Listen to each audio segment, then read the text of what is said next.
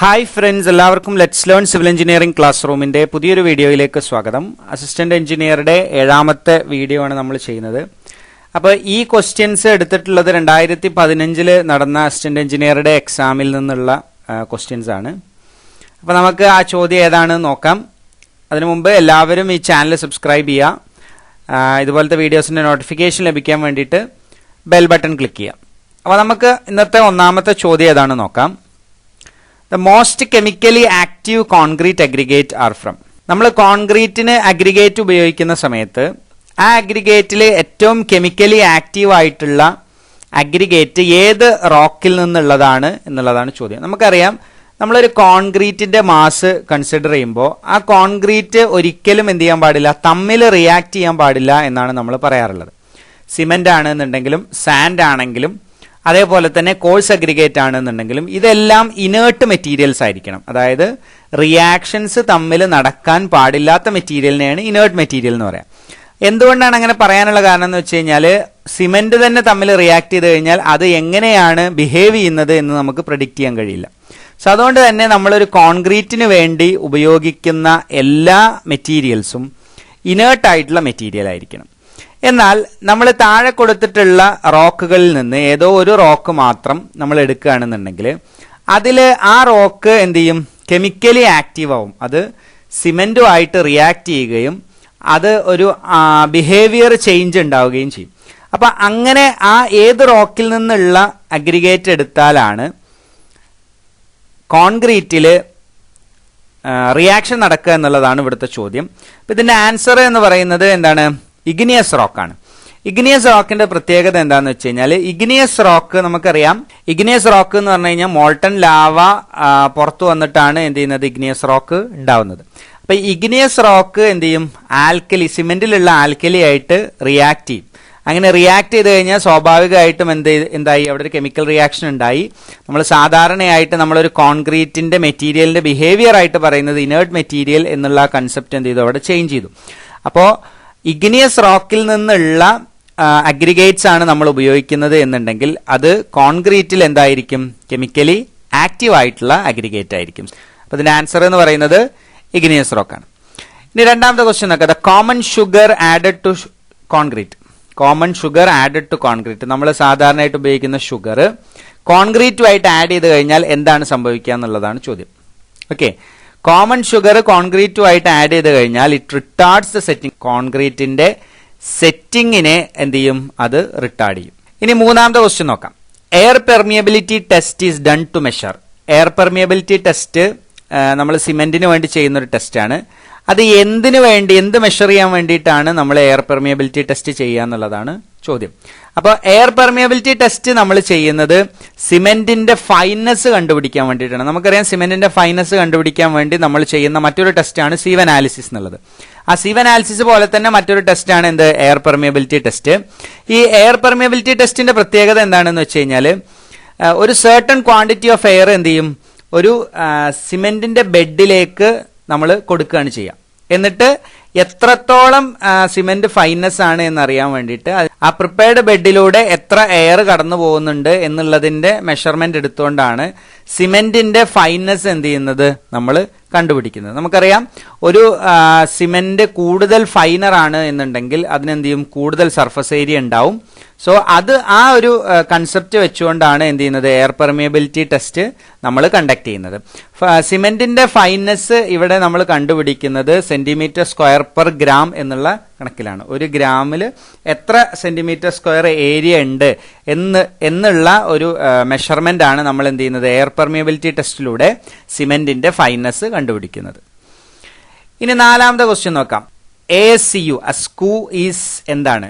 അസ്കു എന്നുള്ളത് എന്താണ് എന്നുള്ളതാണ് ചോദ്യം. A damp proofing material for concrete. കോൺക്രീറ്റിന് ഒരു ഡാം പ്രൂഫ് മെറ്റീരിയൽ ആണോ, അതല്ല ടിമ്പറിന്റെ പ്രിസർവേറ്റീവ് മെഷർ ആണോ, ഒരു ടൈപ്പ് ഓഫ് ബ്രിക്ക് ബോണ്ട് ആണോ, അതല്ലെങ്കിൽ ഒരു ബിൽഡിംഗ് ഫിനിഷ് ആണോ എന്നുള്ളതാണ് ചോദ്യം. എന്താണ് ഈ ASCU എന്നുള്ളത്?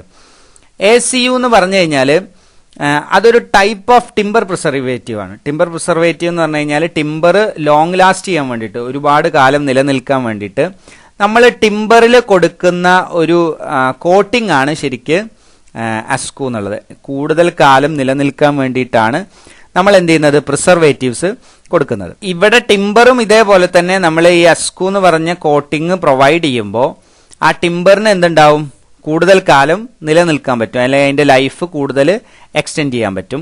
ഇനി സാധാരണയായിട്ട് നമ്മൾ ഉപയോഗിക്കുന്ന പ്രിസർവേറ്റീവ്സ് എന്ന് പറഞ്ഞു കഴിഞ്ഞാൽ ക്രിയോസോട്ട്, സിങ്ക് ക്ലോറൈഡ്, സോഡിയം ഫ്ലൂറൈഡ് പോലെയുള്ള കെമിക്കൽസ് ഒക്കെയാണ് നമ്മൾ എന്ത് ചെയ്യുന്നത്, ടിമ്പറിനെ പ്രിസർവ് ചെയ്യാൻ വേണ്ടിയിട്ട് ഉപയോഗിക്കുന്ന മറ്റ് കെമിക്കൽസ്. ഇനി അസ്കു എന്ന് പറഞ്ഞു കഴിഞ്ഞാൽ അത് ആ പേര് വരാനുള്ള കാരണം അത് ആഴ്സനിക് പെന്റോക്സൈഡ് ആണ്. അതുകൊണ്ടാണ് AS എന്ന് വന്നിട്ടുള്ളത്, ആഴ്സനിക് പെന്റോക്സൈഡ്. അതേപോലെ തന്നെ കോപ്പർ സൾഫേറ്റ്, Cu എന്ന് വരാനുള്ള കാരണം കോപ്പർ അതിലുള്ളതുകൊണ്ടാണ്, അതാണ് അസ്കു എന്നുള്ളത്. ആഴ്സനിക് പെന്റോക്സൈഡ്, കോപ്പർ സൾഫേറ്റ്, അതേപോലെ തന്നെ കോപ്പർ സൾഫേറ്റിന് അല്ലെങ്കിൽ ബ്ലൂ വിട്രിയോൾ എന്ന് പറയും, അതേപോലെ സോഡിയം ഡൈക്രോമേറ്റ് അല്ലെങ്കിൽ പൊട്ടാസ്യം ഡൈക്രോമേറ്റ്. ഈ മൂന്നെണ്ണത്തിന്റെയും കൂടെ മിക്സ് ആണ് ശരിക്കും എന്ത് ചെയ്യുന്നത്, അസ്കു എന്ന് പറയുന്നത്. നമ്മൾ എന്ത് ചെയ്യും, ഇത് നമ്മൾ ഒരു ടിമ്പർ, ഏത് ടിമ്പറാണോ നമുക്ക് പ്രിസർവ് ചെയ്യേണ്ടത് ആ ടിമ്പറിൽ നമ്മൾ എന്ത് ചെയ്യും, ഈ അസ്കുവിന്റെ കോട്ടിങ് കൊടുക്കും. അതിനുശേഷം നമ്മൾ അതിന്റെ മുകളിൽ നമുക്ക് പെയിന്റിങ് കൊടുക്കാൻ പറ്റും. ഇനി അഞ്ചാമത്തെ ക്വസ്റ്റ്യൻ നോക്കാം. For a concrete exposed to dry condition the minimum curing period. Dry conditioned exposed ആയിട്ടുള്ള ഒരു കോൺക്രീറ്റ് ആണെന്നുണ്ടെങ്കിൽ അതിന് എത്രയാണ് നമ്മൾ ക്യൂറിംഗ് പീരീഡ് കൊടുക്കേണ്ടത്? ക്യൂറിംഗ് പീരീഡ് എന്ന് പറഞ്ഞു കഴിഞ്ഞാൽ നമ്മൾ അതിന്റെ ക്യൂറിംഗ് എന്ന് പറഞ്ഞു കഴിഞ്ഞാൽ ശരി ഒരു കോൺക്രീറ്റിൽ നിന്ന് അതിന് ഹൈഡ്രേഷൻ ആവശ്യമായിട്ടുള്ള വെള്ളം നമ്മൾ എന്ത് ചെയ്തിട്ടുണ്ടാവും, കോൺക്രീറ്റ് ഉണ്ടാക്കുന്ന സമയത്ത് ആഡ് ചെയ്തിട്ടുണ്ടാവും. എന്നാൽ ആ കോൺക്രീറ്റിൽ നിന്ന് വെള്ളം പുറത്തോട്ട് പോവാതിരിക്കാൻ വേണ്ടിയിട്ട് ഇവാപ്പറേറ്റ് ചെയ്ത് പോയാലും ആ ഹൈഡ്രേഷൻ പ്രോപ്പറായിട്ട് നടക്കാൻ വേണ്ടി എന്താ പറയുക, അതിന്റെ ആ വാട്ടർ കണ്ടന്റിനെ നിലനിർത്തുന്ന പ്രോസസ്സിനെയാണ് നമ്മൾ എന്ത് പറയുക, ക്യൂറിംഗ് എന്ന് പറയാം. അപ്പൊ എസ്പെഷ്യലി ഡ്രൈ കണ്ടീഷനൊക്കെ ആണെന്നുണ്ടെങ്കിൽ, ഡ്രൈ കണ്ടീഷൻ എന്ന് പറഞ്ഞു കഴിഞ്ഞാൽ നല്ല ചൂടുള്ള ഒരു ഭാഗത്താണ് നമ്മൾ കോൺക്രീറ്റ് ചെയ്യണമെന്നുണ്ടെങ്കിൽ പെട്ടെന്ന് എന്ത് ചെയ്യും, അതിന്റെ വാട്ടർ ഇവാപ്പറേറ്റ് ചെയ്തു പോകും. അപ്പൊ അതുകൊണ്ട് തന്നെ അതിന്റെ പ്രോപ്പർ ആയിട്ടുള്ള ഹൈഡ്രേഷൻ നടക്കാൻ വേണ്ടിയിട്ട് സിമെന്റും അതേപോലെ തന്നെ വെള്ളവും തമ്മിലുള്ള ഹൈഡ്രേഷൻ പ്രോസസ്സ് നടക്കാൻ വേണ്ടിയിട്ട് നമുക്ക് മിനിമം എന്ത് ചെയ്യണം, 10 ദിവസമെങ്കിലും ക്യൂർ ചെയ്താൽ മാത്രമേ അതിന്റെ ഹൈഡ്രേഷൻ കംപ്ലീറ്റ് ആവുള്ളൂ. നമുക്കറിയാം ഏതൊരു സിമെന്റ് കോൺക്രീറ്റ് ആണെന്നുണ്ടെങ്കിലും ഹൈഡ്രേഷൻ പ്രോപ്പറായിട്ട് കംപ്ലീറ്റ് ചെയ്താൽ മാത്രമേ ഉള്ളൂ അതിന് പ്രോപ്പർ സ്ട്രെങ്ത് കിട്ടുക, അല്ലെങ്കിൽ അത് ഡ്യൂറബിൾ ആവുള്ളൂ. അപ്പോൾ ഒരു ഡ്രൈ കണ്ടീഷനിൽ നമ്മൾ കൊടുക്കേണ്ട മിനിമം ക്യൂറിംഗ് പീരീഡ് എന്ന് പറയുന്നത് 10 ദിവസമാണ്. ഇനി ആറാമത്തെ ക്വസ്റ്റ്യൻ നോക്കാം. Window that project outside the external wall of A room. ഒരു റൂമിന്റെ പുറത്തേക്ക് പ്രൊജക്ട് ചെയ്യുന്ന വിൻഡോനെ നമ്മൾ എന്താണ് പറയുന്നത്? നമ്മൾ കോമൺ ആയിട്ട് ഒരുപാട് തവണ ഡിസ്കസ് ചെയ്തിട്ടുള്ള ഒരു ചോദ്യമാണ്. ഒരു വാളിന്റെ പുറത്തേക്ക് പ്രൊജക്ട് ചെയ്ത് നിൽക്കുന്ന വിൻഡോനെ നമ്മൾ പറയുന്നത് ബേ വിൻഡോ എന്നുള്ളതാണ്. ഈ ഫിഗറിൽ കാണിച്ചിരിക്കുന്നതാണ് എന്ത്, ബേ വിൻഡോ എന്നുള്ളത്. ഇനി ഇതേപോലെ തന്നെയുള്ള മറ്റൊരു വിൻഡോ ആണ് ഡോർമർ വിൻഡോ. ഡോർമർ വിൻഡോ എന്ന് പറഞ്ഞു കഴിഞ്ഞാൽ ഒരു സ്ലോപ്ഡ് റൂഫിൽ പുറത്തേക്ക് പ്രൊജക്ട് ചെയ്ത് നിൽക്കുന്ന വിൻഡോനെ നമ്മൾ പറയുന്നത് ഡോർമർ വിൻഡോ എന്നാണ്. അത് സ്ലോപ്പിംഗ് റൂഫിൽ പുറത്തോട്ട് പ്രൊജക്ട് ചെയ്ത് നിൽക്കുന്നതിനെ ഡോർമർ എന്ന് പറയും. എന്നാൽ സാധാരണ ഒരു വാളിൽ നിന്ന് പുറത്തോട്ട് പ്രൊജക്ട് ചെയ്ത് നിൽക്കുന്നതിനെ നമ്മൾ ബേ വിൻഡോ എന്ന് പറയും. പിന്നെ ഗാബിൾ വിൻഡോ എന്ന് പറഞ്ഞാൽ ഒരു റൂഫിന്റെ ഗാബിൾ എൻഡിൽ നമ്മൾ പ്രൊവൈഡ് ചെയ്യുന്നതാണ് ഗാബിൾ വിൻഡോ. സാഷ് വിൻഡോ എന്ന് പറഞ്ഞു കഴിഞ്ഞാൽ ഗ്ലാസ് ഡോറുകളാണ് നമ്മൾ എന്ത് പറയാം, സാഷ്ഡ് വിൻഡോ എന്ന് പറയാം. ഇനി ഏഴാമത്തെ ക്വസ്റ്റ്യൻ നോക്കാം. A floor slab supported directly on A column. ഒരു ഫ്ലോർ സ്ലാബ് കോളത്തിന് മുകളിൽ നേരിട്ട് സപ്പോർട്ട് ചെയ്യുകയാണെന്നുണ്ടെങ്കിൽ അങ്ങനത്തെ കോളത്തിന് നമ്മൾ പറയുന്ന പേരെന്താണെന്നുള്ളതാണ് ചോദ്യം. ഈ ചോദ്യത്തിന്റെ ആൻസർ നമ്മൾ PSCയുടെ ഇനീഷ്യൽ ആൻസർ കീയിൽ വന്നിട്ടുണ്ടായിരുന്നത് ഇതിനെ ഫ്ലാറ്റ് പ്ലേറ്റ് എന്നാണ്. ഇപ്പൊ ശരിക്ക് ഒരു കോളത്തിന്റെ മുകളിൽ സപ്പോർട്ട് ചെയ്യുന്ന ഫ്ലോർ സ്ലാബിന് നമ്മൾ വിളിക്കുന്ന പേര് ഫ്ലാറ്റ് സ്ലാബ് എന്നാണ്. ഈ ഫ്ലാറ്റ് സ്ലാബും അതേപോലെ തന്നെ ഫ്ലാറ്റ് പ്ലേറ്റ് സ്ലാബുകളും ഉണ്ട്. ഫ്ലാറ്റ് സ്ലാബ് എന്ന് പറഞ്ഞു കഴിഞ്ഞാൽ ഈ ഫ്ലാറ്റ് സ്ലാബും അതേപോലെ തന്നെ ഫ്ലാറ്റ് പ്ലേറ്റ് സ്ലാബും തമ്മിലുള്ള മെയിൻ ആയിട്ടുള്ള ഡിഫറൻസ് എന്ന് പറയുന്നത് ഫ്ലാറ്റ് സ്ലാബുകളിൽ എന്ത് ചെയ്യുന്നുണ്ടാവും, ഒരു ഡ്രോപ്പ് പാനൽസ് പ്രൊവൈഡ് ചെയ്തിട്ടുണ്ടാവും. അതായത് പഞ്ചിങ് ഷിയർ കുറയ്ക്കാൻ വേണ്ടിയിട്ട് ഒരു ഡ്രോപ്പ് പാനൽസ് പ്രൊവൈഡ് ചെയ്തിട്ടുണ്ടാവും. അതിന്റെ മുകളിലാണ് എന്ത് ചെയ്യുക, നമ്മൾ സ്ലാബ് പ്രൊവൈഡ് ചെയ്തിട്ടുണ്ടാവും. എന്നാൽ ഫ്ലാറ്റ് പ്ലേറ്റ് എന്ന് പറഞ്ഞു കഴിഞ്ഞാൽ ഒരു സിമ്പിൾ സ്ട്രക്ചറാണ്. ശരിക്കും പറഞ്ഞാൽ കോളത്തിന്റെ മുകളിൽ നേരിട്ട് എന്ത് ചെയ്യാണ്, ഒരു കംപ്ലീറ്റ് ആ എൻറ്റയർ ഏരിയയിൽ നമ്മൾ ഒരു സ്ലാബ് കൊടുക്കുന്നതിന് നേരിട്ട് കോളത്തിലോട്ട് നമ്മൾ പ്രൊവൈഡ് ചെയ്യുന്നതിന് നമ്മൾ ഫ്ലാറ്റ് പ്ലേറ്റ് എന്ന് പറയും. അപ്പോൾ ഇവിടെ ഇതിന്റെ ആൻസർ എന്ന് പറഞ്ഞാൽ ഫ്ലാറ്റ് പ്ലേറ്റ് ആണോ അല്ലെങ്കിൽ ഫ്ലാറ്റ് സ്ലാബ് ആണോ എന്നുള്ള ഒരു കൺഫ്യൂഷൻ ഉണ്ട്. കാരണം ഇനീഷ്യൽ ആൻസർ കീയിൽ വന്നത് ഫ്ലാറ്റ് പ്ലേറ്റ് ആയിരുന്നു, പിന്നീട് അത് ഫ്ലാറ്റ് സ്ലാബിലോട്ട്, അത് ഫൈനൽ ആൻസർ കീ വന്നപ്പോൾ അത് ഫ്ലാറ്റ് സ്ലാബ് ആയിട്ട് മാറിയിട്ടുണ്ട്. അപ്പോൾ രണ്ടും ശരിക്കും നമുക്ക് എന്ത് ചെയ്യാൻ പറ്റും, ഇതിന്റെ ആൻസർ ആയിട്ട് പറയാൻ പറ്റും. ഫ്ലാറ്റ് സ്ലാബും ആവാം ഫ്ലാറ്റ് പ്ലേറ്റും ആവാം. എന്നാലും നമ്മൾ ഫ്ലാറ്റ് സ്ലാബിന്റെ ഡെഫിനിഷൻ ആയിട്ടാണ് സാധാരണ കോളത്തിന്റെ മുകളിലായിട്ട് ഒരു ഫ്ലോർ സ്ലാബ് വന്നു കഴിഞ്ഞാൽ അതിനെ ഫ്ലാറ്റ് സ്ലാബ് എന്നാണ് എന്ത് ചെയ്യാറ് നമ്മൾ പറയാറുള്ളത്. അപ്പോൾ ഇവിടുത്തെ ഈ ഫിഗറിൽ നിങ്ങൾക്ക് കാണാം, അതിൽ ആദ്യം കാണിച്ചിരിക്കുന്നതാണ് ഫ്ലാറ്റ് പ്ലേറ്റ് എന്നുള്ളത്, രണ്ടാമത്തതിന് നമുക്ക് ഫ്ലാറ്റ് സ്ലാബ് എന്ന് പറയാം. അപ്പോൾ രണ്ടാമത്തേൽ നിങ്ങൾക്ക് കാണാം അവിടെ എന്ത് ചെയ്യുന്നുണ്ടാവും, ഒരു ഡ്രോപ്പ് പാനൽ പ്രൊവൈഡ് ചെയ്തിട്ടുണ്ട്. സാധാരണ ഈ പഞ്ചിങ് കാരണം ഉണ്ടാകുന്ന ഷിയർ കുറയ്ക്കാൻ വേണ്ടിയിട്ടാണ് എന്ത് ചെയ്തിരിക്കുന്നത്, ഡ്രോപ്പ് പാനൽസ് അവിടെ പ്രൊവൈഡ് ചെയ്തിട്ടുള്ളത്. ഇനി എട്ടാമത്തെ ക്വസ്റ്റ്യൻ നോക്കാം. എ സർവീസ് പ്ലാൻ എന്ന് പറഞ്ഞാൽ എന്താണ്? Is drawn to a scale not less than the site plan. Site പ്ലാനിനേക്കാൾ കുറഞ്ഞ സ്കെയിലിൽ വരയ്ക്കാൻ പാടില്ലാത്ത ഒരു പ്ലാനാണ് service plan. 2, include layout of existing water supply system. ഇപ്പോൾ വാട്ടർ സപ്ലൈ സിസ്റ്റം എങ്ങനെയാണോ ആ ബിൽഡിങ്ങിന് പോകുന്നത് അത് നമ്മൾ അതിൽ ഇൻക്ലൂഡ് ചെയ്യണം. അതേപോലെ തന്നെ പ്രൊമിനന്റ് വിൻഡ് ഡയറക്ഷൻ അതിൽ കാണിക്കണം. അത് 4ാമത്തെ ഓപ്ഷൻ എന്ന് പറയുന്നത് ഓൾ ഓഫ് ദി അബോ. അപ്പോൾ ഇതിൽ ഏതാണ് സർവീസ് പ്ലാനിന് ഏറ്റവും സ്യൂട്ട് ആയിട്ടുള്ളത് എന്നുള്ളതാണ്. ഇതിന്റെ ആൻസർ എന്ന് പറയുന്നത് ഓൾ ഓഫ് ദീസ് ആണ്. ഇത് ബിൽഡിംഗ് ബൈലോസുമായിട്ട് റിലേറ്റ് ചെയ്തിട്ടുള്ള ഒരു ക്വസ്റ്റ്യൻ ആണ് സർവീസ് പ്ലാൻ എന്നുള്ളത്. അപ്പോൾ എന്തൊക്കെയാണ് ശരിക്കും നമ്മൾ സർവീസ് പ്ലാനിൽ ഇൻക്ലൂഡ് ചെയ്യേണ്ടത്? സർവീസ് എന്ന് പറഞ്ഞു കഴിഞ്ഞാൽ വാട്ടർ സപ്ലൈ, അതേപോലെ തന്നെ ഇലക്ട്രിക് ലൈനുകൾ, അങ്ങനത്തെ ഡ്രെയിനേജ്, വാട്ടർ സപ്ലൈ ആയാലും ഡ്രെയിനേജ് ആണ്, ഇലക്ട്രിസിറ്റി ആണെന്നുണ്ടെങ്കിൽ ഇതൊക്കെ എന്താണ്, സർവീസുകളാണ്. ഒരു ബിൽഡിങ്ങിന് നമ്മൾ പ്രൊവൈഡ് ചെയ്യുന്ന സർവീസുകളാണ്. അപ്പം അതിനെ കാണിക്കുന്ന പ്ലാനിനെയാണ് നമ്മൾ എന്ത് പറയുക, സർവീസ് പ്ലാൻ എന്ന് പറയാം. സർവീസ് പ്ലാൻ വരയ്ക്കുമ്പോൾ ശ്രദ്ധിക്കേണ്ടത് എന്താണെന്ന് വെച്ച് കഴിഞ്ഞാൽ, എത്രയാണോ നമ്മൾ സൈറ്റ് പ്ലാൻ വരച്ചിട്ടുള്ളത് ആ സൈറ്റ് പ്ലാൻ വരയ്ക്കുന്ന സ്കെയിലിനേക്കാൾ കുറഞ്ഞ ഒരളവിൽ എന്ത് ചെയ്യാൻ പാടില്ല, സർവീസ് പ്ലാൻ വരയ്ക്കാൻ പാടില്ല. അപ്പോൾ സൈറ്റ് പ്ലാൻ ഏത് ഡയമെൻഷനിലാണോ ഏത് സ്കെയിലിലാണോ വരച്ചിട്ടുള്ളത് അതേ സ്കെയിലിൽ തന്നെ എന്ത് വേണം, സർവീസ് പ്ലാനും നമ്മൾ വരയ്ക്കണം. ഇനി എന്തൊക്കെയാണ് സർവീസ് പ്ലാനിൽ ഇൻക്ലൂഡ് ചെയ്യേണ്ടത് എന്നുള്ളതാണ്. 1, പ്ലോട്ട് സബ് ഡിവിഷൻ. നമ്മൾ പ്ലോട്ട് സബ് ഡിവൈഡ് ചെയ്തിട്ടുണ്ടെങ്കിൽ അത് എന്ത് ചെയ്യണം, അതിൽ കൃത്യമായിട്ട് കാണിച്ചിട്ടുണ്ടാവണം. പ്ലോട്ട് എങ്ങനെയാണ് സബ് ഡിവൈഡ് ചെയ്തിട്ടുള്ളത് എന്നുള്ളത് കൃത്യമായിട്ട് കാണിച്ചിട്ടുണ്ടാവണം. രണ്ടാമത്തെ പോയിന്റ് പറയുന്നത്, നിലവിൽ ഏത് ലൈനിൽ നിന്നാണ് ഈ വാട്ടർ സപ്ലൈ, അതേപോലെ തന്നെ electricity line, drainage and sewerage line, ഇതൊക്കെ നമ്മൾ വലിക്കുന്നത് എന്നുള്ളത് എന്ത് ചെയ്യണം, ഏത് ലൈനിൽ നിന്നാണോ എടുക്കുന്നത് എന്നുള്ളത് അതിന്റെ ഡയമെൻഷനും സ്പെസിഫിക്കേഷനും ഉൾപ്പെടെ സർവീസ് പ്ലാനിൽ കാണിച്ചിട്ടുണ്ടായിരിക്കണം. അതേപോലെ തന്നെ ഇനി നമ്മൾ പ്രപ്പോസ് ചെയ്യുന്ന ലൈന് എക്സിസ്റ്റിംഗ് ആയാലും അല്ലെങ്കിൽ പ്രപ്പോസ് ചെയ്യുന്ന ലൈനാണെന്നുണ്ടെങ്കിലും ആ ലൈനുകൾ ആ പ്ലോട്ടിനകത്ത് എങ്ങനെയാണ് പോകുന്നത് എന്നുള്ളത് നമ്മൾ കാണിച്ചിട്ടുണ്ടാവണം. അതിന്റെ ഡയമെൻഷനും സ്പെസിഫിക്കേഷനും അതേപോലെ തന്നെ എങ്ങനെയാണ് അതിന്റെ ഇൻസ്റ്റലേഷൻ എന്നുള്ളതും എന്ത് ചെയ്യണം, നമ്മൾ സർവീസ് പ്ലാനിൽ കാണിച്ചിട്ടുണ്ടാവണം. ഇനി ഇതേപോലെ തന്നെ any other relevant information not specifically mentioned but may be required by the secretary. പഞ്ചായത്തിൽ അല്ലെങ്കിൽ ഒരു മുനിസിപ്പാലിറ്റിയിലൊക്കെ നമ്മൾ സർവീസ് പ്ലാൻ പ്രൊവൈഡ് ചെയ്യുമ്പോൾ മറ്റെന്തെങ്കിലും ഇൻഫർമേഷൻ അതിന്റെ അധികാരി പറയുകയാണെന്നുണ്ടെങ്കിൽ അതും എന്ത് ചെയ്യണം, നമ്മൾ സർവീസ് പ്ലാനിൽ ഇൻക്ലൂഡ് ചെയ്തിട്ടുണ്ടാവണം. ദെൻ അടുത്തത് north direction and prominent wind direction. എവിടെയാണ് ആ ലേ ഔട്ടിന്റെ നോർത്ത് എന്നുള്ളത്, അല്ലെങ്കിൽ ആ സൈറ്റിന്റെ നോർത്ത് എവിടെയാണെന്നുള്ളത് സർവീസ് പ്ലാനിൽ കാണിച്ചിട്ടുണ്ടായിരിക്കണം. അതേപോലെ തന്നെ വിൻഡ് ഡയറക്ഷൻ, ഏത് ഭാഗത്തേക്കാണ് പ്രൊമിനന്റ് ആയിട്ട് കാറ്റടിക്കുന്നത് എന്നുള്ള ഡയറക്ഷനും നമ്മൾ സർവീസ് പ്ലാനിൽ ഇൻക്ലൂഡ് ചെയ്യണം. അപ്പോൾ ഇത്രയും കാര്യങ്ങളാണ് എന്ത് ചെയ്യേണ്ടത്, സർവീസ് പ്ലാനിൽ ഇൻക്ലൂഡ് ചെയ്യേണ്ടത്. അപ്പോൾ ആദ്യത്തെ 3 കാര്യങ്ങൾ, ഓപ്ഷനിൽ വന്നിട്ടുള്ള 3 കാര്യങ്ങളും എന്ത് ചെയ്യുന്നുണ്ട്, സർവീസ് പ്ലാനിൽ ഇൻക്ലൂഡ് ചെയ്യുന്നുണ്ട്. ഇനി 9ാമത്തെ ക്വസ്റ്റ്യൻ നോക്കാം. The notational colour for existing hazardous building in a site plan. ഒരു സൈറ്റ് പ്ലാനിൽ എക്സിസ്റ്റിംഗ് ഹസാർഡസ് ബിൽഡിങ്ങിന് നമ്മൾ കൊടുക്കേണ്ട കളർ എന്താണ് എന്നുള്ളതാണ് ചോദ്യം. ഇത് ശരിക്കും നാഷണൽ ബിൽഡിംഗ് കോഡ് പ്രകാരമാണ് എന്ത് ചെയ്യുന്നത്, ഈ കളർ പറയുന്നത്. വളരെ റിസന്റ് ആയിട്ട് നമ്മുടെ പഞ്ചായത്ത് ബിൽഡിംഗ് റൂളിലും അതേപോലെ തന്നെ മുനിസിപ്പാലിറ്റി ബിൽഡിംഗ് റൂളിലും എന്ത് ചെയ്തിട്ടുണ്ട്, പിന്നെ ഇപ്പോൾ കളർ നൊട്ടേഷൻസ് വന്നിട്ടുണ്ട്. ഇതിന് മുമ്പ് ഉണ്ടായിരുന്നു, ഏറ്റവും ആദ്യം ഉണ്ടായിരുന്നു, പിന്നെ അതിനുശേഷം 2011 വന്നിട്ടുള്ള ബിൽഡിംഗ് റൂൾ പ്രകാരം അതൊക്കെ എടുത്തു മാറ്റിയിട്ടുണ്ടായിരുന്നു. പിന്നെ അതിനുശേഷം ഇപ്പോൾ 19 വീണ്ടും എന്ത് ചെയ്തു, ബിൽഡിംഗ് റൂൾ റിവൈസ് ചെയ്തിട്ടുണ്ട്. അപ്പോൾ എന്ത് ചെയ്തു, വീണ്ടും ഈ കളർ കോഡിങ് തിരിച്ചു വന്നിട്ടുണ്ട്. അപ്പോൾ നമ്മൾ നാഷണൽ ബിൽഡിംഗ് കോഡ് പ്രകാരം എന്ത് ചെയ്യുന്നുണ്ട്, ഒരു സൈറ്റ് പ്ലാനോ സർവീസ് പ്ലാനോ അതല്ലെങ്കിൽ ഒരു ബിൽഡിംഗ് പ്ലാനോ വരയ്ക്കുമ്പോൾ അതിന് സ്പെഷ്യലായിട്ട് കളർ നൊട്ടേഷൻസ് ഉണ്ട്. സർട്ടൺ കളേഴ്സ് ഉപയോഗിച്ചിട്ട് മാത്രമേ എന്ത് ചെയ്യാൻ പാടുള്ളൂ, അത് വരയ്ക്കാൻ പാടുള്ളൂ, പെട്ടെന്ന് തിരിച്ചറിയാൻ വേണ്ടിയിട്ട്. അപ്പോൾ അതിൽ എക്സിസ്റ്റിംഗ് ആയിട്ടുള്ള ഹസാർഡസ് ബിൽഡിങ്ങിന് നമ്മൾ കൊടുക്കുന്ന കളർ ഏതാണ് എന്നുള്ളതാണ് ഇവിടെ ചോദ്യം. ഇതിന്റെ ആൻസർ ഞാൻ ആദ്യം പറയാം, എന്നിട്ട് അത് എന്തുകൊണ്ടാണ് അങ്ങനെ വന്നത് എന്ന് എക്സ്പ്ലെയിൻ ചെയ്യാം. ഇതിന്റെ ആൻസർ എന്ന് പറയുന്നത് ബ്ലാക്ക് ആണ്. ആദ്യം മനസ്സിലാക്കേണ്ട ഒരു കാര്യം, കൃത്യമായിട്ട് ഹസാർഡസ് ബിൽഡിങ്ങിന് മാത്രമല്ല എന്ത് ചെയ്യുന്നത്, ബ്ലാക്ക് കളേഴ്സ് നമ്മൾ പ്രൊവൈഡ് ചെയ്യുന്നത്. അത് നാഷണൽ ബിൽഡിംഗ് കോഡ് ആണെന്നുണ്ടെങ്കിലും മറ്റേ കേരളത്തിന്റെ ബിൽഡിംഗ് ബൈലോ ആണെന്നുണ്ടെങ്കിലും, കേരള പഞ്ചായത്ത് ബിൽഡിംഗ് റൂളോ അല്ലെങ്കിൽ കേരള മുനിസിപ്പാലിറ്റി ബിൽഡിംഗ് റൂളോ ആണെന്നുണ്ടെങ്കിലും അതിലൊക്കെ എന്ത് ചെയ്യുന്നത്, എക്സിസ്റ്റിംഗ് ബിൽഡിങ്ങിന് നമ്മൾ കൊടുക്കേണ്ട കളറായിട്ടാണ് എന്ത് ചെയ്യുന്നത്, ബ്ലാക്ക് കളർ പറയുന്നത്. അല്ലാതെ ഹസാർഡസ് ബിൽഡിങ്ങിന്റെ കളറായിട്ടല്ല.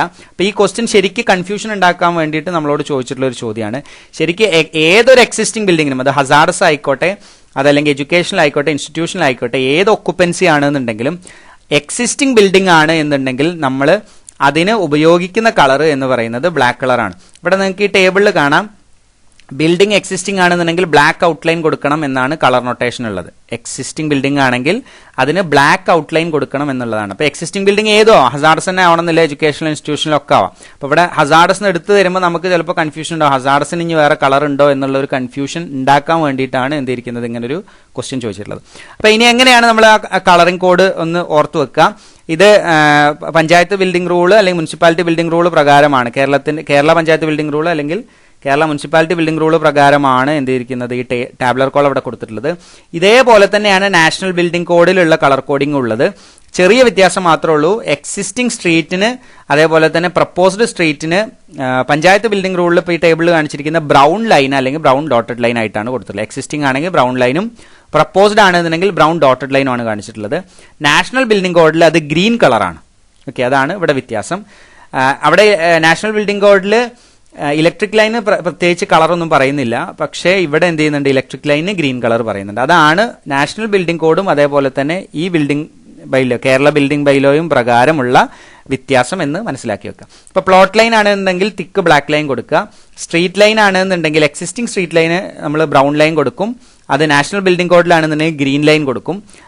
പ്രപ്പോസ്ഡ് സ്ട്രീറ്റ് ആണെന്നുണ്ടെങ്കിൽ കേരള പഞ്ചായത്ത് ബിൽഡിംഗ് റൂൾ പ്രകാരം ബ്രൗൺ ഡോട്ടഡ് ലൈൻ കൊടുക്കും. നാഷണൽ ബിൽഡിംഗ് കോഡ് പ്രകാരം അതിനെ ഗ്രീൻ ഡോട്ടഡ് ലൈൻ ആണ് കൊടുക്കുക. പെർമിസിബിൾ ബിൽഡിംഗ് ലൈന് തിക്ക് black dotted line, existing ബിൽഡിങ്ങിന് black out line. അതാണ് ചോദ്യം ചോദിച്ചിട്ടുള്ളത്. പ്രപ്പോസ്ഡ് ഡിമോളിഷ്ഡ് ബിൽഡിംഗ് ആണെന്നുണ്ടെങ്കിൽ, അതായത് ഇപ്പോൾ ഡിമോളിഷ് ചെയ്തിട്ടില്ല പക്ഷെ ഡിമോളിഷ് ചെയ്യാനുള്ള ബിൽഡിംഗ് ആണെന്നുണ്ടെങ്കിൽ അതിന് യെല്ലോ ഹാച്ചിങ് കൊടുക്കണം. ഇൻസൈഡ് എന്ത് ചെയ്യണം, ആ ബിൽഡിങ്ങിന്റെ ഉൾഭാഗത്ത് യെല്ലോ ഹാച്ചിങ് കാണിക്കണം. പ്രപ്പോസ്ഡ് ബിൽഡിങ്ങിന് റെഡ് ഔട്ട് ലൈനിൽ കാണിക്കുക. ഡ്രെയിനേജ് സീവറേജ് വർക്കിനെ റെഡ് ഡോട്ടഡ് ലൈനിൽ കാണിക്കുക. വാട്ടർ സപ്ലൈ വർക്കുകൾ ബ്ലാക്ക് ഡോട്ട് ആൻഡ് ഡാഷ് ലൈനിൽ കാണിക്കുക. ഇലക്ട്രിക് ലൈൻ ആണെന്നുണ്ടെങ്കിൽ ഗ്രീൻ ലൈൻ കാണിക്കുക കേരള പഞ്ചായത്ത് ബിൽഡിംഗ് റൂളിൽ. എന്നാൽ നാഷണൽ ബിൽഡിംഗ് കോഡ് പ്രകാരം അതിന് പ്രത്യേകിച്ച് കളറൊന്നും പറയുന്നില്ല. ഇവിടെ നാഷണൽ ബിൽഡിംഗ് കോഡാണോ അല്ലെങ്കിൽ പിന്നെ കേരളത്തിന്റെ ബിൽഡിംഗ് ബൈലോ ആണോ എന്നുള്ളത് നമുക്ക് കൺഫ്യൂഷൻ ഉണ്ടാവേണ്ട കാര്യമില്ല. കാരണം നാഷണൽ ബിൽഡിംഗ് കോഡാണെന്നുണ്ടെങ്കിലും കേരള പഞ്ചായത്ത് റൂളാണെന്നുണ്ടെങ്കിലും എന്താണ് ഒരേ കളർ കോഡിംഗ് തന്നെയാണ് പിന്നെ എക്സിസ്റ്റിംഗ് ബിൽഡിങ്ങിന് വരുന്നത്. ഓക്കെ, ഇനി 10ാമത്തെ ക്വസ്റ്റ്യൻ നോക്കാം. For a rectangular foundation of width B the eccentricity of load should not exceed. ഒരു റെക്ടാങ്കുലർ ഫൗണ്ടേഷൻ ഉണ്ട്, അതിന്റെ വിഡ്ത്ത് ബി ആണെന്നുണ്ടെങ്കിൽ അതിന്റെ ലോഡിന്റെ എക്സെൻട്രിസിറ്റി എത്രയിൽ കൂടാൻ പാടില്ല എന്നാണ് പറയുക. അതിന്റെ ആൻസർ B/6 ആണ്. അതായത് eccentricity should not exceed 1/6 of the width of the foundation എന്നാണ് പറയുക. ഓക്കെ, വിഡ്ത്ത് ഓഫ് ദ ഫൗണ്ടേഷന്റെ 1/6 ഭാഗത്തേക്കാൾ കൂടുതൽ എന്ത് ചെയ്യാൻ പാടില്ല, എക്സെൻട്രിസിറ്റി ഇൻക്രീസ് ചെയ്യാൻ പാടില്ല. ഇനി അടുത്ത question okay, the projecting ornamental course at the junction of a wall and ceiling. ഒരു വാളും സീലിംഗും പ്രൊവൈഡ് ചെയ്തിട്ടുള്ളതിന്റെ ജംഗ്ഷനിൽ നമ്മൾ കൊടുക്കുന്ന projecting ornamental course. Ornamental course ഏതാണ്? ഇതിന്റെ ആൻസർ എന്ന് പറയുന്നത് കോർണിസ് ആണ്. ഇതിന്റെ ഫിഗർ ഇതാണ്, നിങ്ങൾക്കറിയാം. ഒരു വാളും അതേപോലെ തന്നെ സീലിംഗും നമ്മൾ കൊടുക്കുമ്പോൾ അതിന്റെ ജംഗ്ഷനിൽ നമ്മൾ കൊടുക്കുന്ന ആ ഷേപ്പിന്, ആ ഭംഗിക്ക് വേണ്ടി നമ്മൾ കൊടുക്കുന്ന ഓർണമെന്റൽ കോഴ്സിനെയാണ് നമ്മൾ കോർണിസ് എന്ന് പറയാം. കോപ്പിംഗ് എന്ന് പറഞ്ഞു കഴിഞ്ഞാൽ സാധാരണ പിന്നെ കോമ്പൗണ്ട് വാളുകൾക്കൊക്കെ നമ്മൾ എന്ത് ചെയ്യും, വെള്ളം കെട്ടി നിൽക്കാതിരിക്കാൻ വേണ്ടിയിട്ട് നമ്മൾ കോപ്പിംഗ് പ്രൊവൈഡ് ചെയ്യും. കോർബൽ എന്ന് പറഞ്ഞാൽ ഒരു സ്ട്രക്ചറിനെ പ്രൊജക്റ്റ് ചെയ്ത് സപ്പോർട്ട് ചെയ്യുന്ന മെമ്പറിനെയാണ് നമ്മൾ കോർബൽ എന്ന് പറയാം. പാരപ്പറ്റ് എന്ന് പറഞ്ഞു കഴിഞ്ഞാൽ പിന്നെ ഒരു കൺസ്ട്രക്ഷന്റെ മുകളിലായിക്കൊണ്ട് നമ്മൾ കൺസ്ട്രക്ഷന്റെ മുകളിലായിക്കൊണ്ടോ അല്ലെങ്കിൽ എന്താണ് നമ്മൾ ഒരു കൈവരി എന്നൊക്കെ വേണമെങ്കിൽ നമുക്ക് പറയാം. ഓക്കെ, ഒരു ചെറിയ തടസ്സം. സാധാരണ 1.2 മീറ്റർ ഹൈറ്റ് വരെയാണ് മാക്സിമം പെർമിസിബിൾ ആയിട്ടുള്ള പാരപ്പറ്റിന്റെ ഹൈറ്റ് എന്നുള്ളത്. ഇനി അടുത്ത ക്വസ്റ്റ്യൻ ഒക്കെ, ഗ്രൂപ്പ് ബി ബിൽഡിംഗ് ഏതാണ്? ബിൽഡിംഗ് ഒക്കുപ്പൻസി എ മുതൽ ജെ വരെ ഉണ്ട്. അതിൽ ഗ്രൂപ്പ് ബി ബിൽഡിംഗ് ഏതാണെന്നുള്ളതാണ് ചോദ്യം. ഗ്രൂപ്പ് ബി എന്ന് പറഞ്ഞു കഴിഞ്ഞാൽ എഡ്യൂക്കേഷണൽ ബിൽഡിങ്ങിനെയാണ് ഗ്രൂപ്പ് ബി ബിൽഡിംഗ് എന്ന് പറയാം. ഏതൊക്കെയാണ് ബിൽഡിംഗ് ഒക്കുപ്പൻസി? ഒന്ന് A1 റെസിഡൻഷ്യൽ. എ എന്ന് പറഞ്ഞാൽ ശരിക്കും റെസിഡൻഷ്യൽ ആണ്. A2 എന്നുള്ളത് ലോഡ്ജിങ് അല്ലെങ്കിൽ സ്പെഷ്യൽ റെസിഡൻഷ്യൽ ബിൽഡിംഗ്. ഇപ്പോൾ എ എന്ന് പറയുന്നതിലൊക്കെ റെസിഡൻഷ്യൽ ബിൽഡിംഗ് ആണ് വരുന്നത്. ബി എഡ്യൂക്കേഷണൽ ബിൽഡിംഗ് ആണ്. സി ഹോസ്പിറ്റൽസ് ആണ്. ശരിക്കും പറയുന്നത് നമ്മൾ ഇൻസ്റ്റിറ്റ്യൂഷണൽ ബിൽഡിംഗ് എന്നാണ് മുമ്പ് പറഞ്ഞിട്ടുണ്ടായിരുന്നത്. ഇൻസ്റ്റിറ്റ്യൂഷണൽ ബിൽഡിങ്ങിൽ മെയിനായിട്ട് ഉൾപ്പെടുന്നത് എന്താണ്? ഹോസ്പിറ്റലുകളാണ്. പിന്നെ ഡി എന്ന് പറയുന്നത് അസംബ്ലി ബിൽഡിംഗ്. ഇ എന്ന് പറയുന്നത് ഓഫീസ് ബിൽഡിംഗ് അല്ലെങ്കിൽ ബിസിനസ് ബിൽഡിംഗ് നമുക്ക് പറയാം. എഫ് എന്ന് പറയുന്നത് മെർക്കൻഡൈൽ അല്ലെങ്കിൽ കൊമേഴ്ഷ്യൽ വാണിജ്യ ബിൽഡിങ്ങുകളെയാണ് എന്ത് പറയുന്നത്, എഫ് ബിൽഡിങ്ങിൽ ഉൾപ്പെടുന്നത്. ജി എന്ന് പറയുന്നത് ഇൻഡസ്ട്രിയൽ ബിൽഡിംഗ് ആണ്. അത് G1 ഉം G2 ഉണ്ട്. ഇൻഡസ്ട്രിയൽ ഫസ്റ്റ് കാറ്റഗറിയും സെക്കൻഡ് കാറ്റഗറി ഉണ്ട്. ദെൻ ഗ്രൂപ്പ് എച്ച് എന്ന് പറയുന്നത് സ്റ്റോറേജ് ബിൽഡിംഗ് ആണ്. ഗ്രൂപ്പ് ഐ എന്ന് പറയുന്നത് ഹസാർഡസ് ബിൽഡിംഗ് ആണ്. ഇത്രയാണ് ഉണ്ടായിരുന്നത്. ഇപ്പോൾ റീസെന്റ് ആയിട്ട് പുതിയ ഒക്കുപ്പൻസി ഒരെണ്ണം ഫോം ചെയ്തിട്ടുള്ളത് ഗ്രൂപ്പ് ജെ ആണ്, മൾട്ടിപ്ലക്സിന് മാത്രമായിട്ട് സെപ്പറേറ്റ് ഒക്കുപ്പൻസി ആയിട്ടാണ് കൺസിഡർ ചെയ്തിട്ടുള്ളത്. നമുക്ക് ഈ കൊടുത്തിട്ടുള്ളതിൽ ചീഫ് എഞ്ചിനീയർ നേരിട്ട് പിന്നെ പെർമിറ്റ് കൊടുക്കേണ്ട അല്ലെങ്കിൽ ഒക്കുപ്പൻസി സർട്ടിഫിക്കറ്റ് കൊടുക്കേണ്ട ഒരേ ഒരു ബിൽഡിംഗ് എന്ന് പറയുന്നത് ഗ്രൂപ്പ് ജെ ആണ്, മൾട്ടിപ്ലക്സ്. ഇപ്പോൾ വളരെ റിസെന്റ് ആയിട്ട് വന്നിട്ടുള്ള ഒരു അപ്ഡേഷൻ ആണ് ഒക്കുപ്പൻസിയിൽ. ഇനി 13ാമത്തെ ക്വസ്റ്റ്യൻ ഒക്കെ roof tresses are generally used when the span exceeds. എപ്പോഴാണ് നമ്മൾ റൂഫ് ട്രസ് പ്രൊവൈഡ് ചെയ്യുക എന്നുള്ളതാണ്. സാധാരണ നമ്മൾ റൂഫുകളാണ് പ്രൊവൈഡ് ചെയ്യാറുള്ളത്. ആ റൂഫുകൾ നമ്മൾ 5 മീറ്റർ വരെയാണ് പിന്നെ റൂഫുകൾ പ്രൊവൈഡ് ചെയ്യുക. സിംഗിൾ റൂഫ്, ഡബിൾ റൂഫ് എന്നൊക്കെ പറഞ്ഞ വ്യത്യസ്ത റൂഫുകളുണ്ട്. 5 മീറ്ററിനേക്കാൾ കൂടുതലാണെന്നുണ്ടെങ്കിൽ നമ്മൾ സാധാരണ കൊടുക്കുന്ന റൂഫുകൾ കൊടുക്കാൻ പറ്റില്ല. അവിടെ എന്ത് വേണം? ട്രസ്സുകൾ നമ്മൾ പ്രൊവൈഡ് ചെയ്യണം. അപ്പോൾ 5 മീറ്ററിനേക്കാൾ മുകളിൽ വന്നു കഴിഞ്ഞാൽ നമ്മൾ ട്രസ് കൊടുക്കും. പല ടൈപ്പിലുള്ള ട്രസ്സുകളുണ്ട്. കിങ് പോസ്റ്റ്, ക്യൂൻ പോസ്റ്റ് എന്നൊക്കെ പറഞ്ഞ ഒരുപാട് ടൈപ്പ് ട്രസ്സുകളുണ്ട്. ഇനി അടുത്ത ക്വസ്റ്റ്യൻ നോക്കാം. In struck pointing the face of pointing is. ഒരു സ്ട്രക്ക് പോയിന്റിങ്ങിൽ നമ്മൾ ആ പോയിന്റിങ്ങിന്റെ ഫേസ് എങ്ങനെയാണ് ഇരിക്കുക എന്നുള്ളതാണ്. അത് സ്ലോപ്പിംഗ് ഔട്ട്വേർഡ് ആയിട്ടായിരിക്കും. നമ്മൾ പോയിന്റ് ചെയ്യുന്ന സമയത്ത് അതിന്റെ ഫേസ് എന്ന് പറയുന്നത് പുറത്തോട്ട് സ്ലോപ്പ് ചെയ്യുന്ന രൂപത്തിലാണ് എന്ത് ചെയ്യുന്നത്? സ്ട്രക്ക് പോയിന്റിങ് കൊടുക്കുക. അപ്പോൾ ഇവിടെ ഈ ഫിഗറിൽ നിങ്ങൾക്ക് കാണാം സ്ട്രക്ക് പോയിന്റിങ് എന്നുള്ളത്. ഇതാണ് സ്ട്രക്ക് പോയിന്റിങ്. പഴയ മോർട്ടാർ ഇതാണ്. പുതുതായിട്ട് നമ്മൾ പോയിന്റ് ചെയ്യുകയാണെന്നുണ്ടെങ്കിൽ അതിന്റെ ഫേസ് എന്ന് പറയുന്നത് ഇത് 2 ബ്രിക്കുകളാണെന്നുണ്ടെങ്കിൽ അതിന്റെ ഇടയ്ക്ക് നമ്മൾ എന്താണ് പിന്നെ പോയിന്റ് ചെയ്യുന്ന സമയത്ത് അതിന്റെ ഫേസ് എന്ത് ചെയ്യും? പുറത്തോട്ട് സ്ലോപ്പ് ചെയ്തിരിക്കും. അങ്ങനത്തെ പോയിന്റിങ്ങിനെയാണ് നമ്മൾ എന്ത് പറയുക? സ്ട്രക്ക് പോയിന്റിങ് എന്ന് പറയാം.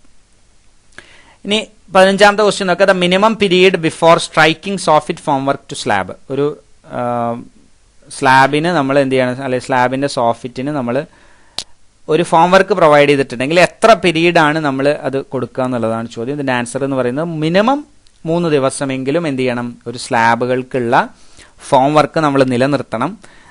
ഇല്ലാന്നുണ്ടെങ്കിൽ എന്ത് ചെയ്യും? നേരത്തെ പറഞ്ഞ നമ്മളെ സ്ട്രെങ്ത്തിന്റെ പ്രശ്നങ്ങളൊക്കെ എന്ത് ചെയ്യും? പിന്നെ സ്ട്രക്ചറിന് സംഭവിക്കും. സോ അതുകൊണ്ട് തന്നെ മിനിമം 3 ദിവസമെങ്കിലും നമ്മൾ എന്ത് ചെയ്യണം? മിനിമം 3 ദിവസമെങ്കിലും നമ്മൾ സ്ലാബിന്റെ ഫോം വർക്ക് പ്രൊവൈഡ് ചെയ്തിട്ടുണ്ടാവണം. ചില വർക്കുകൾക്ക് വേണ്ടിയിട്ട് നമ്മൾ പ്രൊവൈഡ് ചെയ്യുന്ന ഫോം വർക്കിന്റെ സമയമാണ് ഇവിടെ കൊടുത്തിട്ടുള്ളത്. ആദ്യത്തേത് വാൾ കോളം അല്ലെങ്കിൽ vertical sides of A beam. അതിന് 1 മുതൽ 2 ദിവസം വരെ. സ്ലാബ് ആണെങ്കിൽ 3 ദിവസം. ബീമിന്റെ അടിഭാഗത്ത് നമ്മൾ കൊടുത്തിട്ടുള്ള ഫോം വർക്ക് ആണെന്നുണ്ടെങ്കിൽ 7 ദിവസം വരെ എന്ത് ചെയ്യാൻ പാടില്ല? അത് റിമൂവ് ചെയ്യാൻ പാടില്ല.